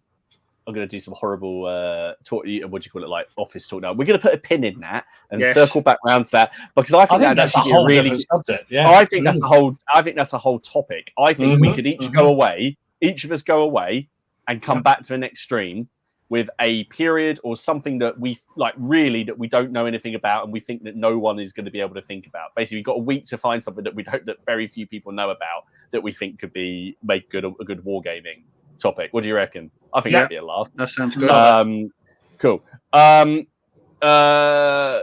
Philip, are D6 the best dice, or do you think wargaming could benefit from using other, possibly more granular ones? I play games. D6 predominantly. I play games that involve D8s and D12s. After that, it starts feeling a bit more like a role-playing game, which is, I guess, what Rangers of Shadow Deep is semi-role-playing. I like my D6. I like D6. I have an irrational dislike of anything that isn't a D6. I just can't. I can't get back. It's the same with using cards rather than, apart from sharp practice, but using cards instead of dice. I don't like that either. I just something about it. Now, the only ones that absolutely the God-given ones is a round dice. Round dice. Oh, well, everyone should use round dice. Everybody should use a round dice. But other than that, no. I think Space Weirdos relies on D4s, D6s, D8s, D10s, and that's they're integral to the game. So, Dom, how are you going to cope with that that new World War II game that Studio Tomahawk released? Because isn't that based on that's different dice, isn't it? Based on I quite like game.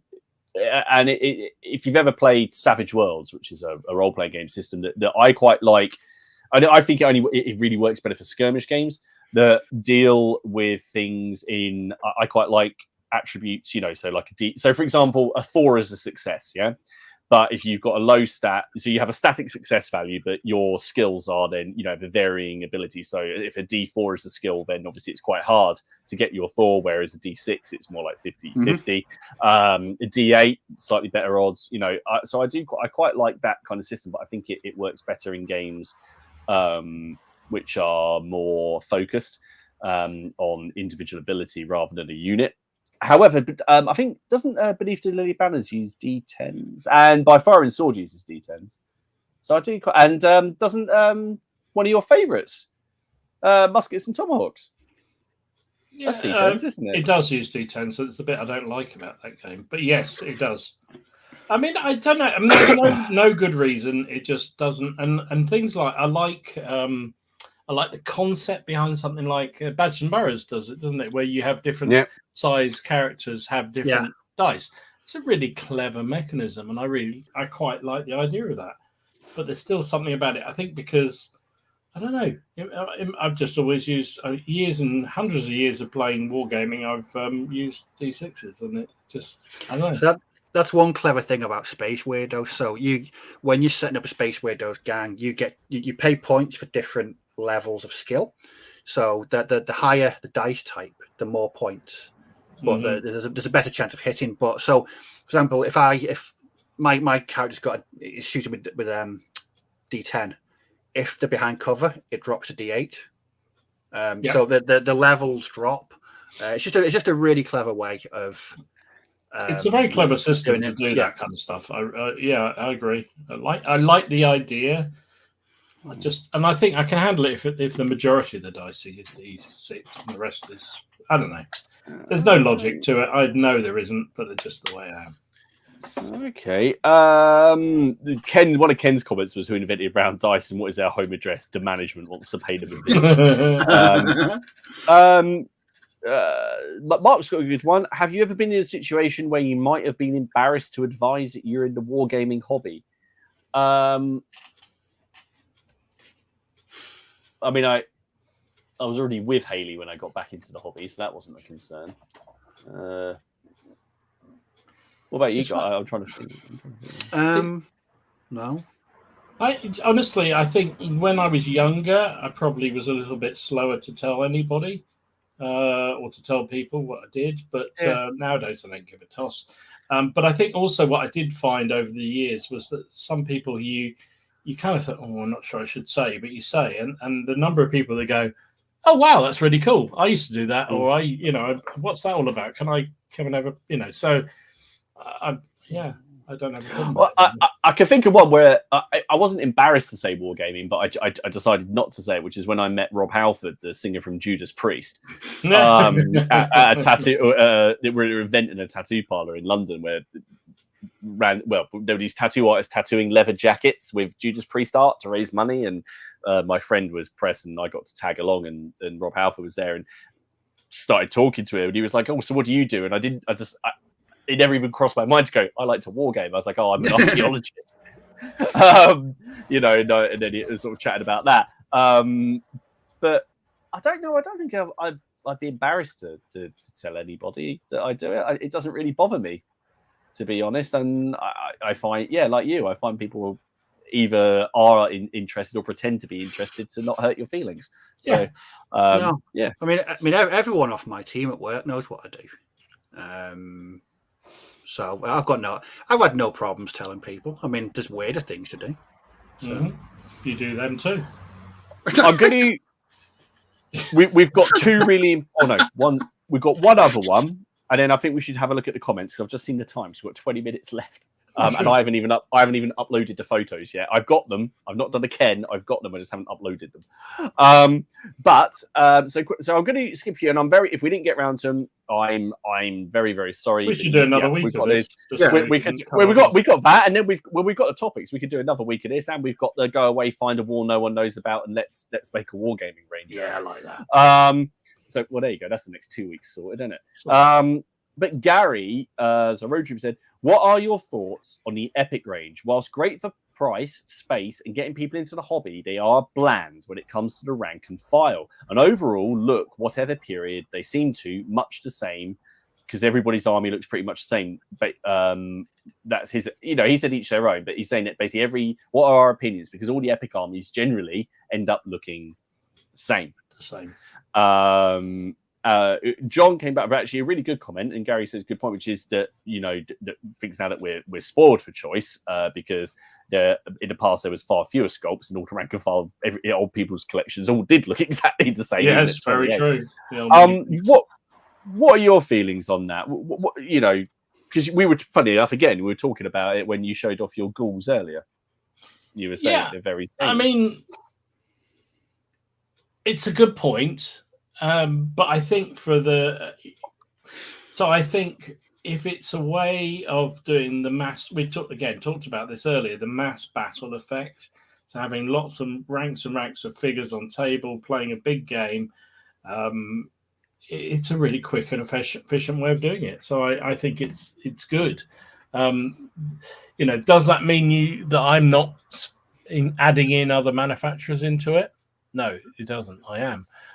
Because I want a bit of variety, a bit of difference. So but I think, again, we talked about this many, many times. I think if it gets somebody who has a hankering after playing a bit of, ACW or Napoleonics or something, and they decide that they buy one of the Warlord box sets of Epic, and their first experience of gaming, and all they do is clip the ranks of figures onto the green bases and play games with them. Fantastic, because they may well then go off and do something else in the hobby and expand their interests, or they may just carry on playing that, and that's great for them. So I think it's great myself. Steve? Yeah, I think it's a good thing. From my personal perspective, I've always wanted a game ACW. I remember years ago at the gaming club I used to go to, quite a few of the guys played ACW at 1/72 scale. Mm-hmm. And I always thought it looked absolutely fantastic. And since then, I've always wanted to game American Civil War. Dirty Harry says, man's got to know his limitations. And I know for a fact I would never, ever paint up two 28mm ACW armies. I don't have it in me to do it. Now, using Epic scale, I know that I can, and I can paint them relatively quickly. Mm-hmm. And I'll be gaming Black Powder soon with ACW. So it's allowed me to get into a period that I know that I would never be able to game at 28mm, but I can game at half the scale. So yeah, really good. Okay, I don't know quite where I sit on this. I think that they do the job, and they do it well for what they're doing, and it's essentially this is so hard. Because of the lack of customization and individuality with them, they are much more gaming pieces than say my 28mm units, which to me I can personalize.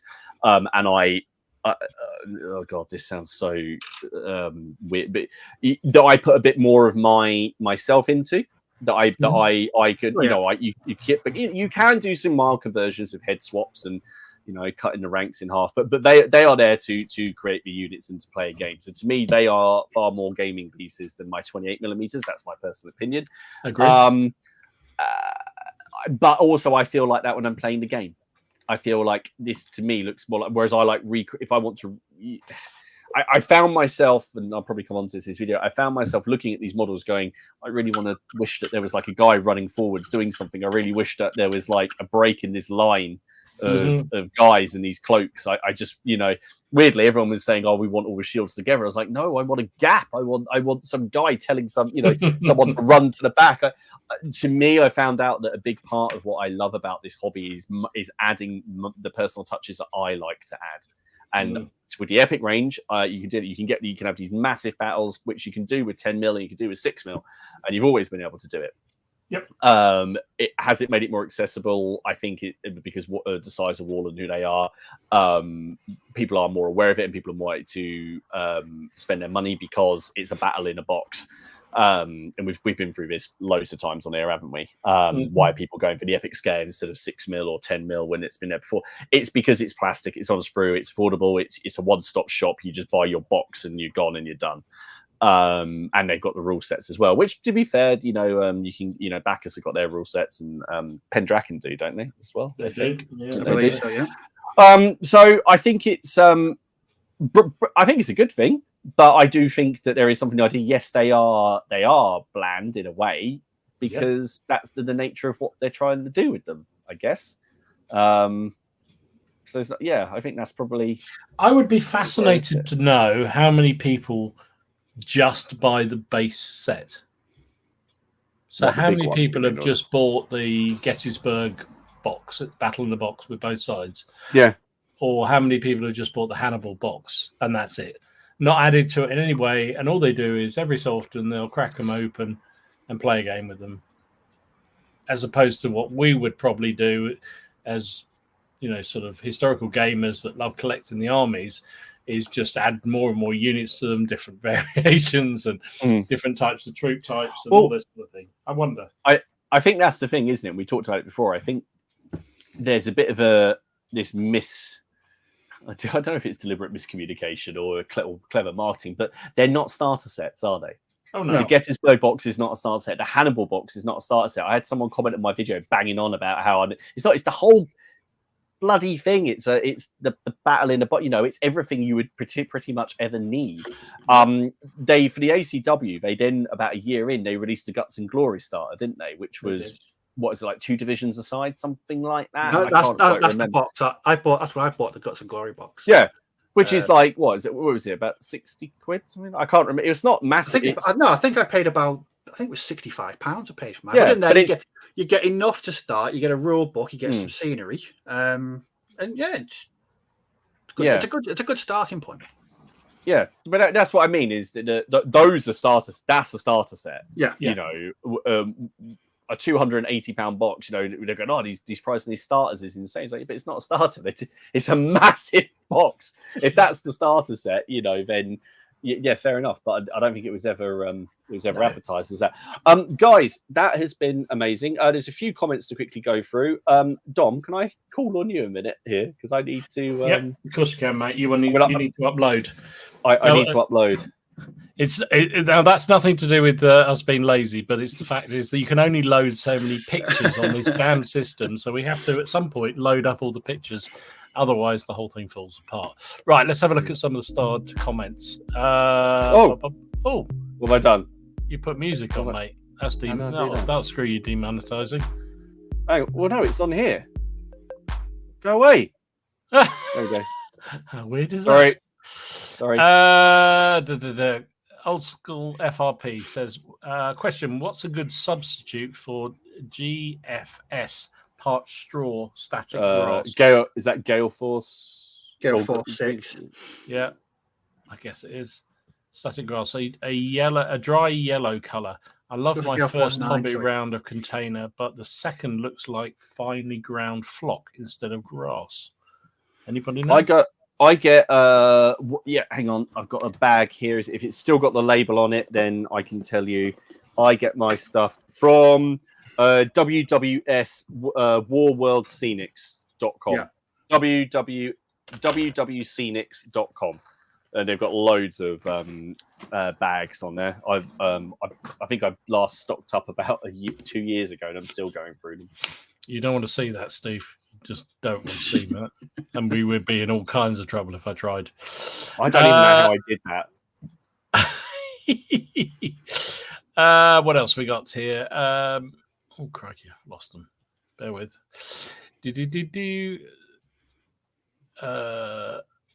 Oh shoot, where's it gone? Oh, there you go. Sorry. Robin says that just confuses and scares him. That said, I downloaded some files to forces for the COD wars in the 70s. Not sure what the confuses and scares him, but the COD I'm assuming he's talking about me. Probably. I think there was this thing about I refer to it as boats and their ships. I'm going to assume that's what they're talking about. If it floats, I don't like it. Fair enough. Andy says, I still think of 28mm as the new kids on the block. 15s were the thing for such a long time before plastics. Yeah, you're right, mate. Although probably 20mm were before that, right? So 20mm, then 28mm, or 20, and then 25mm, and then 28mm, then 15mm, and back to 28s. But we know 28's dead, don't we? Yeah. Oh, yes. Matt says, I think it's always been popular, hasn't it? Epic is a good way in. but I don't know how many people I actually see doing it. 28mm forever. That's what I was saying earlier. I wonder how many people buy it, play a couple of games, and it goes back of the cupboard somewhere. I don't know. I don't know. It's an interesting one. I hope they do, because I think hopefully, but I think it's a percentage game on all these things, isn't it? You get 100 people that buy a box set, 20 of them play it regularly, 10 of them maybe move on to do something else, but at least it's 10 more people in the hobby, maybe. I don't know. Yeah. I think they should do, because everyone's saying, what's the next period going to be? I genuinely think they should do a epic Warlords of Erewhon and do a fantasy plastic strips. Because I don't sell really well. I don't see. Is there anyone doing fantasy? That I know you can get like the ones you've got, Steve. The Rock Minis, they're ones, but I know Epic. I don't know if it would work with Warlords of Erewhon, the actual system, but just port it over to Black Powder or something. Well, I mean, you tend to. I mean, I think it would work, because that's what I'm planning to do with my 10mm is Warlords of Erewhon. Just have two bases as a unit, and you play it on a real. I mean, I'm all about playing on the small area, so yeah, that'd work for me. 15mm Shaven Haven. No, Shaven Skaven. No, we're not doing that. No. Paul said, when I came into the hobby, it was the norm, large battles in 15mm, so it's coming full circle. Yeah, I think 15mm just never went away. It just was always bubbling around in the back. I think a lot of people played it. It's a good way of playing. I talk a lot about playing down the club. If you're going to a venue to play, and you've got 6x4 tables, and you want to play a big game, 15 or 10mm or 6mm is the way to go, because it's easy to transport. You can play a big game on a 6x4 table, and it's easy. Back in the day, you used to have to lug, toolboxes full of 25 or 28mm metals, and they bloody weighed a ton. So you definitely didn't do that. Shell Shock said, I heard that the trend in 28mm models came about because they were photographed better for marketing purposes. Smaller scale is actually better for gaming. For gaming, that's a question and a half. Have you seen some of Paul Mackay's epic stuff? Yeah, I'm gonna say. Again, it's what you're looking for in your gaming. Yeah, the God's Eye scale thing. No general ever had a God's Eye view.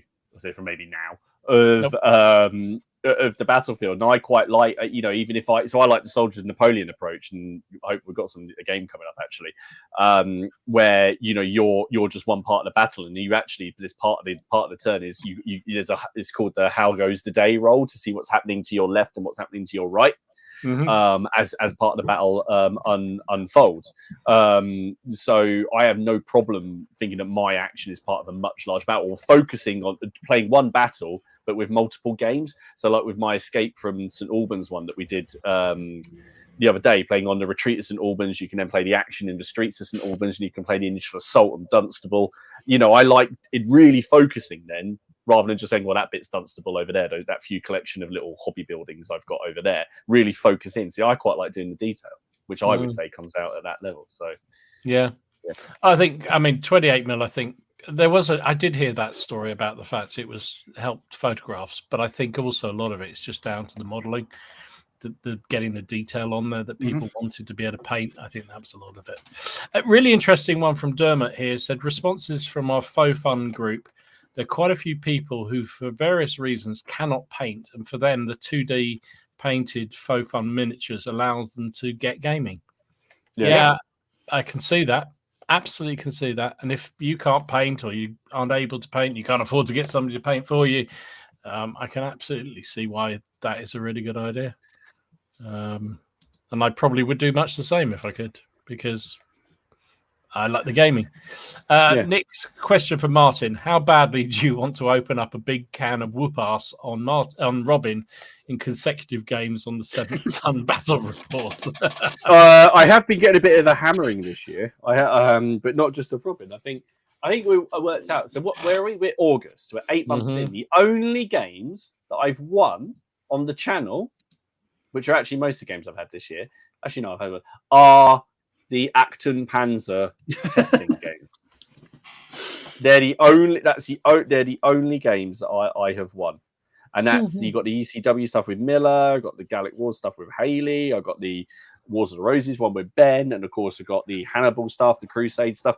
I think I won one Crusade game, although that might have happened at the end of last year. So yeah, so far this year, 2024 has not been my year. So the answer to your question is a lot.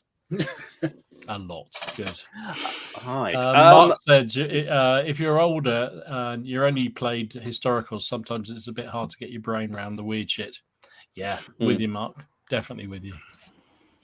Yeah. Okie dokie. Have I filled enough? Yep, you have. So I have been in the Facebook group, and I've picked out the weird and wonderful and the very cool. So remember, guys. First of all, we're sponsored by Boards and Swords, and also, thank you for watching. If you're on the catch up, 1 hour and 56 minutes. We have a Robin. Oh, I misread that. Before you said, could we do a battle report based on Clash of the Titans? I could have that little clockwork. Ow! Can we have Robin versus Haley? I'm sure she'd be up for that. Yeah, that would be fun to watch. I wouldn't quite know who to cheer on. I'd be terrified. You could do the commentary. That'd be great. I could, yeah. No, that'd be. I will put the feelers out there. So remember, guys, the link to the Facebook group is down below. So it's a link to all our channels. Remember, if you like it, then like it. If you didn't, then you don't have to. And of course, we're sponsored by the people over at Boards and Swords. So remember to go and check out their website and use the code PCP5. Now, there's been a lot of awesome stuff in the group, but we'll start off here with Alex. I know he's not here, but this was his table at the Lard at BritCon. Which I thought it was also it looked very cool. He's done a lot of really nice tables recently, but I didn't know if he would be in the chat today because I thought he might be tired or returning. So I thought we'd put that photo up for him. Kevin has been working on his samurai scenery, and this is just awesome.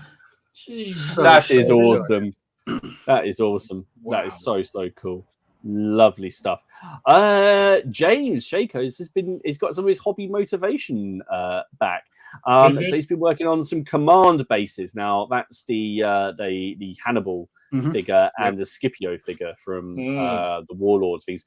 And he was just saying, he's used a bit of cork to raise them up. I do that quite a lot at the back of the base. I raise up the back and then usually have that figure slightly higher, but very nice. That's very cool to see. Also ace bases. Now, so Krista has put this up. It's Abaddon, and it's just awesome. And then, but I have to agree because one of the comments was from Matt, and it's one of my favorite parts. It's not the dead Ultramarine, which is it's quite hard to see on this photo, but there's just a little glow on like the bottom side of his face, which is just awesome. This paint job compared to the studio one, I just prefer this. It's just very cool, and it looks like he might actually win, which doesn't happen to Abaddon very much. No. So yeah, that is very, very cool. Next up, Matthew has been working on bits for his Bretonians. Nice. So that was very cool. It's a classic figure. Really just nice bold colors. Really nice. Nathan has been working on his 100 Years War forces. Now, I don't know what happened when I saved a picture, Nathan. I know you took a video, but go and have a look at search for Nathan in the group, and you'll see he's done an awesome 100 Years War force. This is wicked. Let's go and have a look at it. Really nice work. Really nice. Mark, I can't now. This is let me get this right. This is a 17th century project he's doing, isn't it? And he's done loads of 10 mil terrain. Is it the Swabian League? I can't remember what it is now. Oh God. Hang on 1 second. Let me just quickly. It's bloody nice. Whatever it is. That roof. The so clean. That roof is fantastic. It's for his 1691 Battle of Orgrim project. They're 3D prints from various eBay sellers, but if you go and have a look, he's got some figures up as well and other bits of terrain. So it's really, really nice. Lovely. Now, Noosphere Studio, Noosphere's in the chat. Now, he put these up, and I love this. So he said that basically these models had gotten to the ugly stage, and then he hadn't done anything with them, so he just finished them off. So there's some orcs on there, like making their way through that path. So, but we all get to that, and that's why so much of my stuff is at the 80%. I've gotten to a point I was like, I just need one evening's painting or finish them off, but I'd rather paint something else or start on something else. Yeah. They're very nice. Oscar has been doing some Byzantine horse archers. Oh, very nice. Really nice. They're gripping beasts. They're not gripping beasts, sorry, Fireforge.